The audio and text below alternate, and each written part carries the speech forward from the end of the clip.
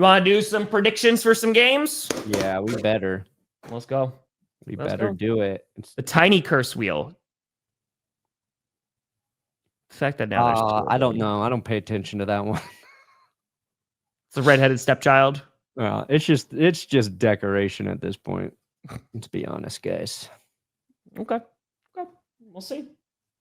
Honestly, like sometimes like we're doing like, the live stream and people start talking about the curse wheel and they're asking questions and you're like, I don't even remember who was cursed. it's part of that. And they're like, do you think the curse wheel is doing this? And I'm like, guys, it is just a piece of plastic. And no, it's not. You should expecting me to have answers for it. It's going to burn. I love it.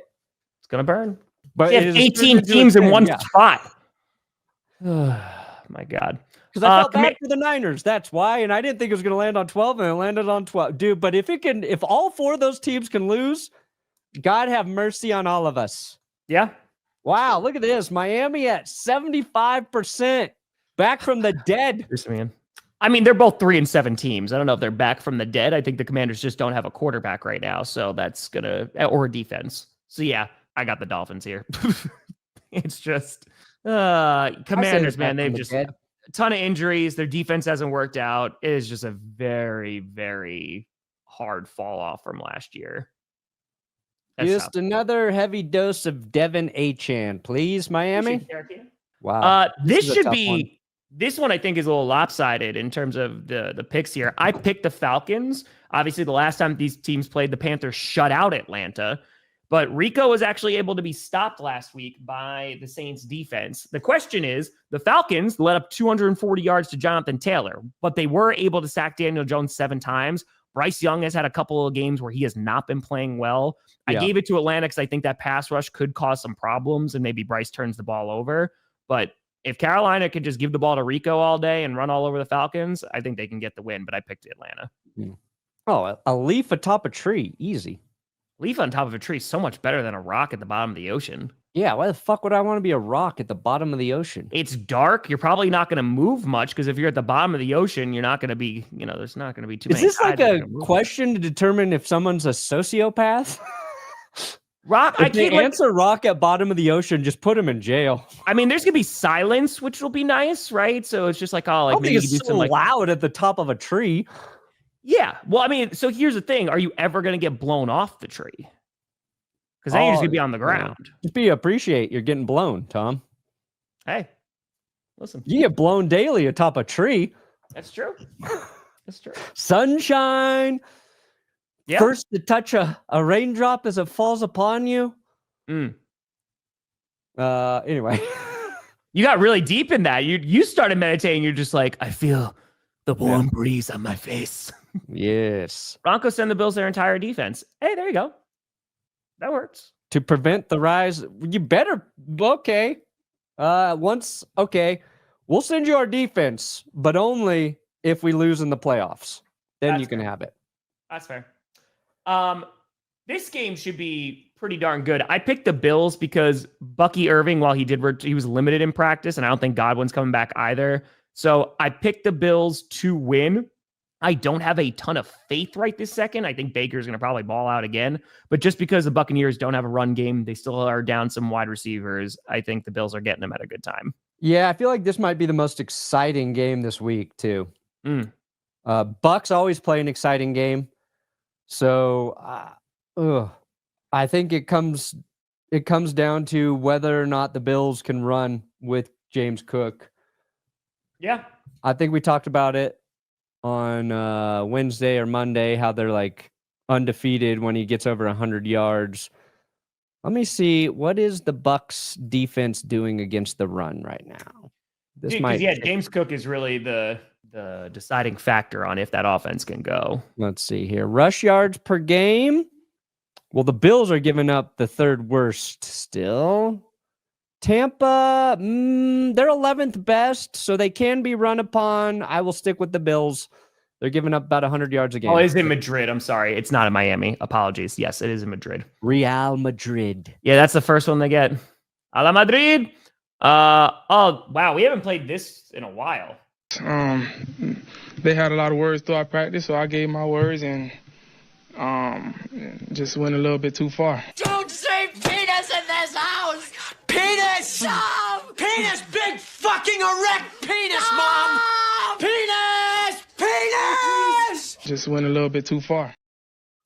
I forgot. I forgot that existed. Yeah. We do a Michael Penis Jr. award now every week in Winners and Losers. So it goes to the player who rose to the occasion, Tom. That's kind of incredible. That's Johnny, Connor. Well, Johnny, if you're watching, get the penis edit back in there. I don't think we put the full penis play back in there. Big erect penis, Mom. I just love out of context. Johnny, get the penis back in there. Yeah. We got to watch that movie at school in high school, Born on the 4th of July with Tom Cruise. And that movie's very good. I remember being like, damn, we get to watch a good movie at school. I had no idea this movie was so good. Texans, to revisit. CJ Stroud's not playing again, but Texans, I'm so sorry, Cam Ward, that you have to face this defense. Stroud's out again? I think so, right? That's what I saw. It was just concussion. He's still suffering from that? He is still, he's going to miss his second straight game. Damn. Yep. Jack, I already want Haversick in because he played well. And special teams coaching, well, the problem is why Rich Bisaccia is getting paid so much money is because he's also the assistant head coach as well. So that's why he's getting paid. But yeah, Bisaccia is just not worth the money that they're paying him right now because the special teams is not improving. So I'll take anybody at this point and take a flyer on somebody because it is not working out. Do you think the Packers are hamstrung by what they've committed to pay McManus? And that's why they don't want to make a change there? Or do you think they believe that's what I said. Yeah, I thought that was the reason because you're giving him this contract, right? So you're like, okay, we're not going to go with this unproven guy. But this is what I've talked about. There's two things that I have criticized LaFleur a lot about over these years. It's situational football and it's also personnel. And when you're looking back at special teams coaching and how that was hey, everybody and their mother was like, this is a problem. You have a block punt in the divisional game against the 49ers. You wind up losing that game, right? Josh Nijman not starting against the 49ers. You have now, unfortunately, Rich Bisaccia, who has not been living up to the hype. Yeah, and now McManus. And, I don't talk one of those. I think good teams, they make those tough decisions well, right? And it's not an easy decision to go, Brandon McManus got injured and we're going to replace him, right? When a guy gets hurt, you want to give him the benefit of the doubt, let him get healthy. He's had the experience. But if you put that other guy in and he played well, really good teams just go, you know what? We're going to keep rolling with you. Yeah. Sucks. We're going to lose a little money. But maybe it's because you guys don't have an owner. So I don't know. Here's the thing. I don't think it's that. I think the problem ultimately 1,100 million owners and nobody wants to fire your kicker. I think if McManus loses them a game like that coming up, I hope that they make a switch. But it's also, you don't know what you're seeing in practice too. But when you have McManus telling ESPN, this is the first time I felt healthy in the past 2 to 3 weeks, then why is he starting? Then why is he out there?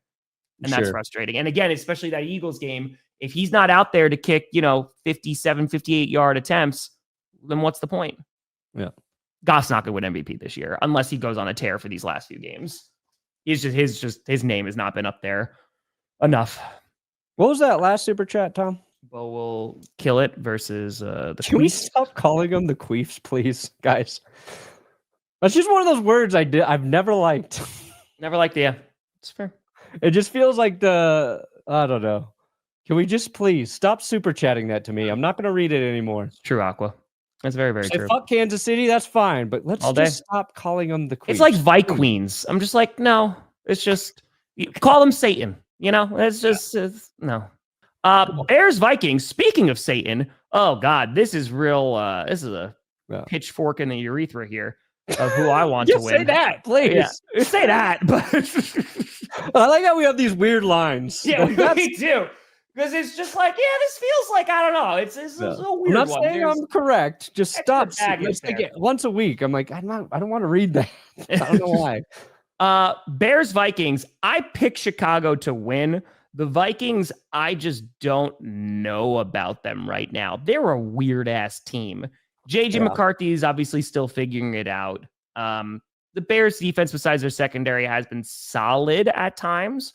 And Caleb Williams has been finding ways to win games. I could see this being a very ugly game. Of course, this was the game where J.J. McCarthy, week 1 on Monday Night Football, came back and beat the Chicago Bears. Yep. But I think Caleb Williams gets some revenge here, and they're able to knock off the Vikings. Yeah. I think Kevin O'Connell's just crying himself to sleep every night as he watches Sam Darnold highlights for the Seahawks, saying, "Why didn't we do more? Why didn't we do more?" Miss you. Yeah. Maybe JJ gets there. Yeah. He needs a lot of time. Caleb's been given some time as well. He had last season in a bad situation. JJ, I feel like, is in a good situation. But the Bears just feel like a better coached team right now. They're not perfect, but they're closing out games like you just said. So, yeah, I think Chicago gets a win. Then we get into 94 going for the pack. Going against Jameis Winston. I'm not picking against the wheel. That's my only logic here, Tom. It's fair. I'm not picking against the wheel. I think the Packers are a dangerous team this week because of the way you guys just lost. Yeah. Your defense, like Micah said, is going to keep you guys in games. But how's Jameis going to be playing with a coach who you don't really have a beat on in terms of how he's going to call that offense through the course of this game? I think that's a tough challenge for a defense. So I think the Giants are going to make some plays. And yes, curse wheel. I just don't trust the Giants O-line. Like, Sure. I think that you're going to start to see some sacks, hopefully, this week. Like, they should be able to feast on them. Obviously, the Packers blocking has not been good, but if there is a week to kind of start hopefully getting things moving, maybe Josh Jacobs has himself a nice day. Saquon broke out the last time that they played the Giants. So I'm hopeful that the Packers should be able to win this game comfortably and not stress me out on Sunday. Ooh, I would not say comfortably. That's the hope. Jameis always a wild card, but no, he is. It's like he brings a lot of good with him and a lot of bad, and you need just a little more bad. That's it. I got the Steelers here. Bengals coming off a bye week. Joe Burrow, his return may be imminent, but their defense is hot poo-poo garbage. Yeah. Obviously, the Bengals were able to win the last time that they were against the Steelers, but they had no pass right. Is Hendrickson playing? Yeah. He's doubtful. Who's doubtful? Hendrickson? Yeah, but more importantly, Shamar Stewart also doubtful. I mean, he's just been having such an incredible season, he said sarcastically. So, yeah, I don't know. Yeah, I'm going to go with the Bengals. Okay. I think the Steelers are trending down, and they were cursed, but I think they're just trending in the wrong direction. Rodgers will play better against the Bengals. Everybody plays better against the Bengals defense, but if we saw the Chargers, score on Pittsburgh with one of the worst lines in football, let's watch Flacco rip it. Give me another 300-plus yard game from Joey Flacco. I like calling him Joey to make him sound younger. Joey Flacco. Dane, this is easy. If I were a coach, would I rather have a running back that'll get you 100 yards in the game exactly, or a running back that'll get you 2 yards per carry exactly? This is easy. I have the 100 yards, and I only play them in the final 5 minutes of the game. They're going to get me 100 yards. Done. Easy. Next. Yeah, Done. 2 yards. What is this, another rock at the bottom of the ocean question? Would you rather have a running back that plays well or one that sucks nuts the whole game? They're going to get you 2 yards guaranteed every single time. You can't even get a first down with that. No. That's 8 yards on 4 tries. Hey, but listen, if you are able to get, right? That's got to be 3 for the 3 yards for that question. If you're able to get tricky. 6 yards on first down every time, then you're guaranteed you're going to get a first down. Yeah. But, anyway. Yes, it is Madrid. Yes, I remember that for predictions. Did I remember it on Friday? Too much time had passed. Yeah. Chargers. I don't believe in anything in the Jaguars right now. Prove it to me. Jacksonville. They're prove it until I don't know what they're doing. Their offense doesn't look great. Their defense doesn't look great. Everything is sad. When does Omari Hampton come back? It's sad. No, he's still on IR. Okay. It's sad. It's great to play. Yeah, you got the Chargers too? We gave Herbert his love on clickbait yesterday, right? We did. He deserves a lot of love. Yeah. Leads the league in rushing yards for quarterbacks. That was the surprise stat we found on Justin Herbert. And I said, Herbert's probably playing his best football right now and not getting enough credit. So the universe is balancing out. Yeah. Oh, man. Look at this. Great game. So I picked the Rams, and the big reason, like the main difference here, because if you look at their defensive stats, like they're very similar right now. The main difference right now is the Rams, they're +7 in turnover differential, and the Seahawks are -4. And the Seahawks have like this tendency in the second half to just like give the ball away, whether it's like fumbles or interceptions. And I feel like there might be a key turnover in this game that gives the Rams the win. But I think this is going to be an excellent game. Yeah. I said the Seahawks' biggest flaw is they need to learn how to play with a giant lead. Fair. So that's not a bad flaw to have. I don't think they're going to get a giant lead against the Rams. And I think you're right. There might just be one of those critical turnovers for Seattle. That's maybe the difference in this one. But either team, I like both of these teams right now. They're both fun to watch. Sam Darnold and Stafford, both playing really good football. But I just like the Rams. I like them. That's better. I'll go with KC Moists. There you go. I'll go with KC Moist Fart over that other one, okay? Just don't ask me to say it. Why are there not more high-end backup QBs given the injuries this season? Because they don't grow on trees, man. Like, finding a good backup quarterback is a difficult thing to do. Yeah. Like, the Packers dealt with this for years, because when Rodgers went out, they're like, all right, let's send Brett Huntley out there. We had Scott Tolzien out there. You know, like it is difficult to find a reliable backup quarterback that you could put into the game and who's going to win football games. Like, it's tough. Yeah, which is funny because we got the Niners and the Cardinals, and we've seen two high-end backups in Mac Jones all season for the 49ers and Jacoby Brissett basically taking the job away from Kyler Murray. So, not every team can have it, but some teams do. Yeah. Wait, you chose the Bears to win. What are you not picking against the wheel? That is a good call. Okay, fine. Yeah, coward. I don't care. There you go. Good. Maybe the Bears survived the wheel. Maybe it spread its power too thin. Oh, but not the Packers, huh? Okay. Yeah. Just guys, don't ask me to be consistent. Fuck. Come on. Don't ask me. Don't ask me to remember my own rules. Fair. I changed it. I got the 49ers here.